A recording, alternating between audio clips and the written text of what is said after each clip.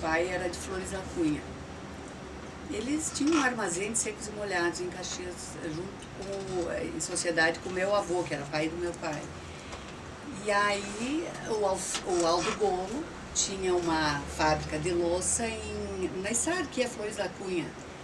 E aí ele quis botar em Farroupilha. Então ele pediu se o tio Alfredo comprasse uns hectares de terra, que é ali onde é a rodoviária, aí ele viria colocar a fábrica aqui. Então meu pai foi convidado para gerenciar. Aí eles vieram para cá e ele estava na fábrica de louça. Mas o problema da fábrica de louça era que quebrava muito pratos. Era um problema descobrir a fórmula para não quebrar tanto prato em cada fornada. E aí o pai, ele ia embaixo da casa do seu Veronese, se lembra, ali na esquina perto do colégio? Da Tiradentes com a 14 de julho. Isso. Aí ele fazia o laboratório dele. Porque com toda a gurizada pequena, como é que ele ia fazer essas experiências, né? E aí ele fez, inclusive, vitrificou telhas, naquela época, mais de 55 anos, para a casa do seu Nervo, que era compadre dele, que hoje é a casa do Renato Bortolossi. É vitrificada as telhas naquela época, muito depois foi feita vitrificação em telhas. E naquela época ele fez. E o tio Alfredo...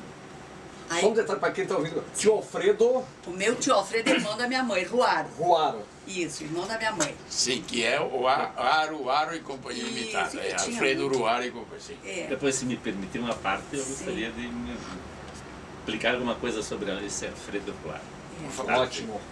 Isso. Não, aí então ele deu uma livraria católica que ele tinha, que só vendia santinho, novena, terço, vela, essas coisas, ali no centro, na Casa Beus. E ele disse para minha mãe, eu vou dar para ti isso aqui.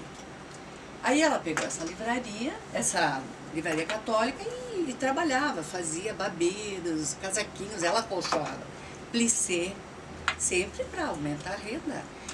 E aí depois ela começou a ir a Porto Alegre, trazer estolas de pele, casacos de pele, roupas melhores, assim, e as mulheres daquela época gostavam quando ela chegava para comprar casaco de pele, estola, coisas que não tinha em Farroupilha. E vendia na livraria? Lá na livraria, lá do lado, ela tinha essa partezinha, quem se lembra, quem lembra disso vai ver. Tinha uma sala, uma sala contínua, a livraria, tá? Certo. E aí depois o meu pai faleceu, né, com 39 anos, repentinamente foi o terceiro infarto e ele faleceu. E aí então ela sentia vontade de colocar uma malharia, mas ele soube que tinha uma malharia que ele tinha encostado, era da esposa dele, o seu Djalma Frisso. Estava lá e ele não tá, fechou a malharia inclusive com os papéis, com as embalagens, que era celofane, uma vez não tinha plástico. Papel celofane, as etiquetas, e era malharia Farroupilha. Aí ela foi conversar com ele ela comprou, ele fez assim bastante prestações para ela comprar malharia e ela colocou ali atrás da casa dela, num terraço que tinha ali. E chamou a Maria Zucco, que foi a primeira funcionária. E a Maria Zucco então tecia, depois vieram, não sei se é importante que eu fale, a Gema Michal, a Boniati, Marta Boniati, a Leonora Fabro, foram todas essas que vieram trabalhar com ela. E depois vieram as famílias, as irmãs também vieram trabalhar, todas as famílias, as irmãs dessa ali. Bom, mas o seguinte, ela iniciou em 28 de agosto de 1960.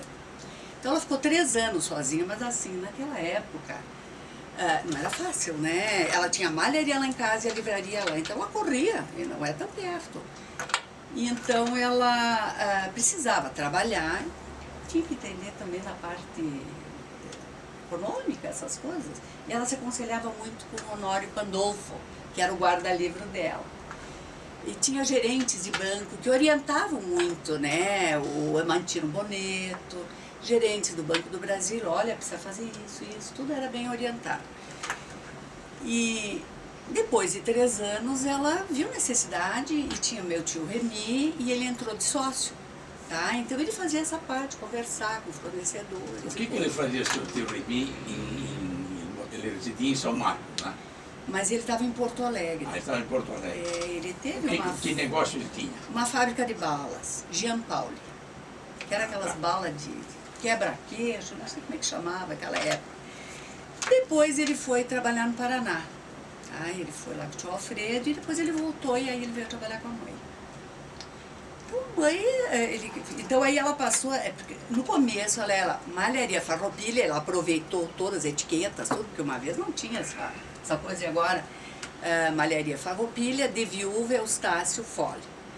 E aí depois então, que aí quando entrou o tio Remy, ficou malharia farroupilha limitada. E aí foi uma malharia assim, quando ela estava com a malharia, duas coisas foram muito interessantes. Tinha uma toquinha que a tia Hilda, a irmã dela, ganhou do nenê dela, essa tal de toquinha que ainda hoje elas lembram, referência a 113. Que aquela toquinha no joguinho de batizado foi assim, porque todo mundo queria aquele joguinho de batizado. Então, sabe, aquilo foi uma coisa que deu um desenvolvimento na malharia. Me diz uma coisa, o que ela tinha de diferente das toquinhas convencionais? As outras eram amarradinhas aqui. Sim. Essa ela tinha uma abinha que virava em cima, ela puxava depois na orelhinha aqui, ela dava um lacinho aqui e atrás ela prendia com cordão. E não tinha o pompom também? Não tinha pompom, era só presa atrás e ela era muito bonitinha, fazia uns bordadinhos e coisa, então foi assim para tudo que foi lá.